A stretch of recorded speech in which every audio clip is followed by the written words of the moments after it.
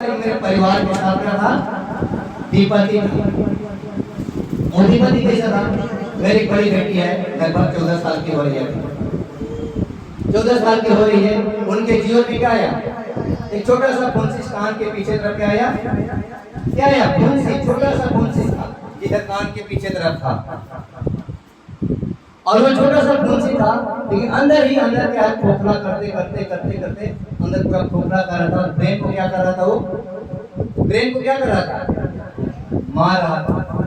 दीमक की तरह जिसे लड़के को खून खाता है, वैसे ही ब्रेन को क्या कर रहा था? वो मार रहा था।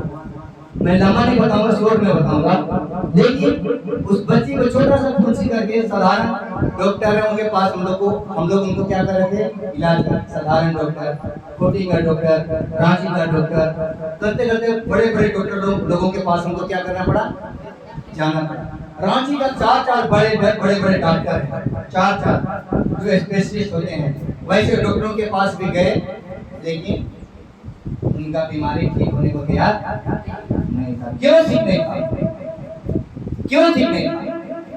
क्योंकि मैं अपना गवाही देता हूँ, मैं अपने साक्षी देता हूँ कि मेरे जीवन में वही जो आप लोगों के साथ में होगा, आप लोगों के बीच में है, वैसे मेरे जीवन में भी क्या था? सबसे बड़ा क्या था? एक घमंड। क्या था? घमंड। और घमंड था, क्या घमंड था? कि मैं बहुत ज्यादा प्रार्थना करता, 17 साल प्रार्थना की, रोज दिन में प्रार्थना कर रहे थे। अब क्या करना है? प्रार्थना से मैं भी क्या है? वहां से दूर हटना चाह, दूर भागना चाह। Hallelujah, hallelujah. लेकिन आज हम प्रार्थना से दूर हटे तो हमको भी पति नहीं मिला, और ईश्वर की दया से आज भी हम सुरक्षित हैं। ईश्वर की दया से आज भी हमें कुछ भी नहीं हुआ, मैं धन्यवाद देता हूँ। लेकिन मुझे मोड़ने के लिए, मुझे ईश्वर की ओर ले आने के लिए इनके ऊपर विपत्ति भेजा, बेटी के ऊपर विपत्ति भेजना पड़ा, और उनके ऊपर लाखों रुपया खर्च करना पड़ा। यहाँ खूंटी से लेकर रांची के चार जाने वाले डॉक्टरों के पास गए, लेकिन बीमारी पकड़ाने को तैयार नहीं पकड़ाया। हताश निराश होने लगे। लास्ट अंतिम क्षण पर एक ही उपाय आने पड़ा कि चलो आप क्या करेंगे? हम लोग प्रार्थना। क्या करें? प्रार्थना करें, घर में प्रार्थना करें, प्रेयर करें।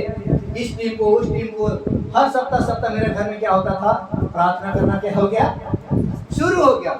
मेरा विश्वास यही हो गया कि अब इसका कोई उपाय नहीं है। एक उपाय क्या है? प्रार्थना करना। इसके अलावा दूसरा कोई उपाय नहीं है।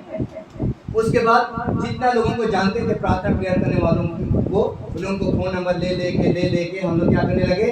अगले सप्ताह फलना तारीख को आई, अगला सप्ताह फलना तारीख को, मैंने हम टीम को क्या कर रहे थे? बदली कर रहे थे, आदान प्रदान कर रहे थे। एक ही आदमी, एक ही टीम को नहीं। और वह बेटी का उस घाव के मतलब को लेकर हम लोग क्या करते थे? प्रार्थना करने लगे। अब इसी प्रार्थना करते करते, लेकिन उनका इलाज जो डॉक्टर का था इलाज, वो मतलब रुका नहीं, चल रहा। प्रार्थना करते करते मतलब महीना 15 दिन गुजर गया। गुजरने के बाद में रांची का एक डॉक्टर है जो कि अड़गोड़ा खड्डू के पास है, खड्डू के पास लाल हॉस्पिटल होते हैं, वहाँ पर एक कान का डॉक्टर, वो रेफा एक डॉक्टर है, रेफा है। मेरी बेटी का आंखों देखा हाथ देखते हैं, इधर का जो कान मैंने भेल में सुई लगता था, भेल में सुई दे के क्या हो गया? इधर का बात क्या हो गया? मैंने बैटरी नहीं हुआ, क्या हो गया? पक गया, मैंने व्हाइट हो गया, बने पांडु हो गया बने। इधर का जो बाल था ना, बाल बच्ची का पूरा बाल इधर का पांडु हो गया, बने व्हाइट हो गया, लेकिन अब ठीक होने को तैयार नहीं। Hallelujah, hallelujah. जैसे लोग प्रभु को मुड़े प्रार्थना, स्तुति, आराधना, महिमा करने लगे, उनके बाद बेटी का बीमारी पकड़ा गया। डॉक्टर बोला कि सीटी स्कैन करिए। सीटी स्कैन करने के लिए बोला, सीटी स्कैन जैसा कि उनका बीमारी क्या है? अंदर ही अंदर क्या है? ब्रेन को मार रहा था। रिपोर्ट आया, इसके बाद डॉक्टर यही बोला हमको, रिपोर्ट दिखाने के बाद में कि डॉक्टर यही हमको सलाह दिया, इस बेटी को इमीडिएट, मतलब जितना जल्दी हो सके इनको क्या करना है? ऑपरेशन करना है। क्या करना है? जितना जल्दी क्या करना है? इनको ऑपरेशन करना है, नहीं तो इनका ब्रेन को मार देगा। तो ब्रेन अगर मार देगा तो इनका याददाश्त शक्ति क्या हो जाएगा? क्या हो जाएगा? खत्म हो जाएगा। और उस स्थिति में क्या था? पैसा था, इधर उधर था, लेकिन जमा नहीं था। मैं डॉक्टर को बोला कि डॉक्टर कुछ भी हो, लेकिन हमें 1-2 दिन का तो टाइम देना ही पड़ेगा।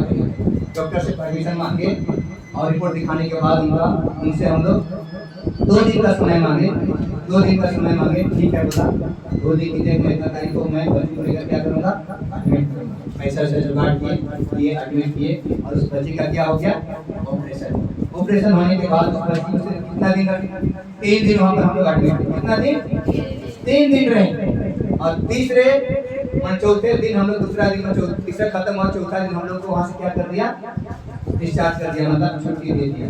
और वहाँ से हम लोग क्या किए, अपना गाड़ी से कहाँ आ गए, घर आ गए। हालेलुया। घर आने के बाद वही ठीक किया हुआ, अभी भी वो बच्ची क्या है, ठीक है, अभी भी कुछ टाइम इंग्लिश मीडियम खुट्टी में क्या करती है, पढ़ाई करती है। जो इस बार 7 क्लास में, 1 साल लोग हुआ, इस बार 8 में रहती, लेकिन वही बीमारी के कारण वो क्या होगी, रिजल्ट खराब हो गया तो छुड़ाना पड़ा। हालेलुया। मेरा कहने का तात्पर्य क्या, इसीलिए आप लोगों के जीवन में आप लोगों को क्या मिलता है, संकट मिलता है। क्यों देता है, प्रभु की ओर मुड़ने के लिए। उसी समय हम लोगों को गिरजा की प्रार्थना में आने लगे, यहाँ वहाँ तो जाने लगे, उसी के बाद कोई प्रार्थना का सामर्थ शक्ति मिलने लगा और हमें भी लगा कि चलो हमें भी क्या करना चाहिए, प्रार्थना करना चाहिए, प्रेयर करना चाहिए, लोगों को क्या करना चाहिए, सुसमाचार सुनाना चाहिए, लोगों को ईश्वर का वचन को क्या करना चाहिए, सुनाना चाहिए, गांव-गांव जाकर, नगर-नगर जाकर। उसी समय हम लोग भी क्या करें, मन में ठान लिए और ईश्वर ने खड़ा किया, चुना। नहीं तो मैं शायद, अगर वो दुख नहीं होता और बीमारी नहीं होता, शायद आज आप लोगों के बीच में खड़ा नहीं रहता, खड़ा रहता। मैं भी लफुआ लफंगा की तरह रोड में, बाजार में क्या करते रहता, घूमता रहता। लेकिन ईश्वर हमें चुना और दुख के द्वारा ईश्वर हमको यहाँ पर बुलाया अपनी ओर। मुड़ा कि नहीं, मुड़ा कि नहीं? Hallelujah, hallelujah, hallelujah.